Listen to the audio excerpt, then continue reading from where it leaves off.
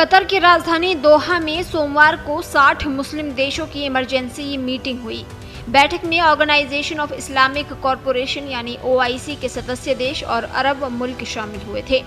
OIC की ये emergency बैठक कतर में इजरायली हमले को लेकर की गई, जिसमें सभी देशों से अपील की गई कि इजरायल के खिलाफ कानूनी और प्रभावी कदम उठाए जाएं।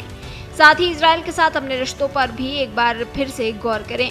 इस दौरान इजरायल के खिलाफ कानूनी कार्रवाई शुरू करने की बात कही गई और संयुक्त राष्ट्र में इजरायल की सदस्यता सस्पेंड कराने के लिए मिलकर प्रयास करने का ऐलान हुआ।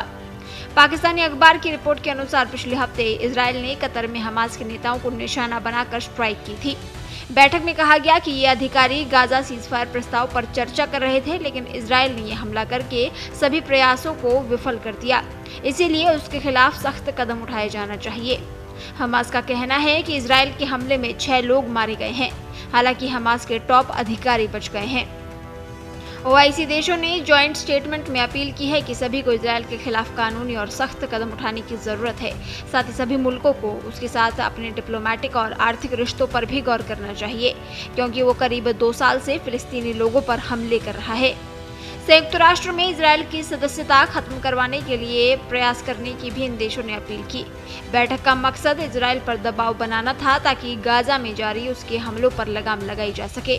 बैठक में 60 देशों के प्रधानमंत्री और राष्ट्रपति शामिल हुए, लेकिन संयुक्त अरब अमीरात, बहरीन और मोरक्को ने अपने प्रतिनिधियों को बैठक के लिए भेजा था। इन तीनों देशों ने 5 साल पहले अब्राहम समझौते के तहत इजरायल को मान्यता दी थी। इनके अलावा उसे मान्यता देने वाले देशों में कतर, मिस्र और जॉर्डन भी शामिल है। कतर के अमीर शेख तमीम बिन हमाद अल थानी ने कहा कि सीजफायर पर बात कर रहे हमास के वार्ताकारों पर हमला करके इजरायल ने साबित कर दिया कि उसका इरादा सीजफायर का नहीं है। अमीर ने अरब देशों को आगाह करते हुए ये भी कहा कि इजरायल ने कतर में हमास अधिकारियों पर हमला करके गाजा पर बातचीत को पटरी से उतारने की कोशिश की है और इजरायली PM बेंजामिन नेतन्याहू अरब को इजरायली क्षेत्र में बदलने का सपना देख रहे हैं, जो एक खतरनाक बात है। आपको बता दें, अरब इस्लामिक समिट में सऊदी अरब के क्राउन प्रिंस मोहम्मद बिन सलमान, पाकिस्तान के प्रधानमंत्री शहबाज शरीफ, ईरान के राष्ट्रपति मौसाद पेजेश्कियान, इराकी PM मोहम्मद सिया अल सुदानी, तुर्की के राष्ट्रपति रेसेप तैयब अर्दोगान और फिलिस्तीन के राष्ट्रपति मोहम्मद अब्बास शामिल हुए थे। ईरानी राष्ट्रपति मौसाद पेजेश्कियान ने कहा कि ऐसी स्थिति कल अरब या किसी और इस्लामिक देश के सामने भी आ सकती है, जैसा जुलाई महीने में ईरान के साथ हुआ, जब इजरायल के साथ करीब 12 दिनों तक उसकी जंग चली थी।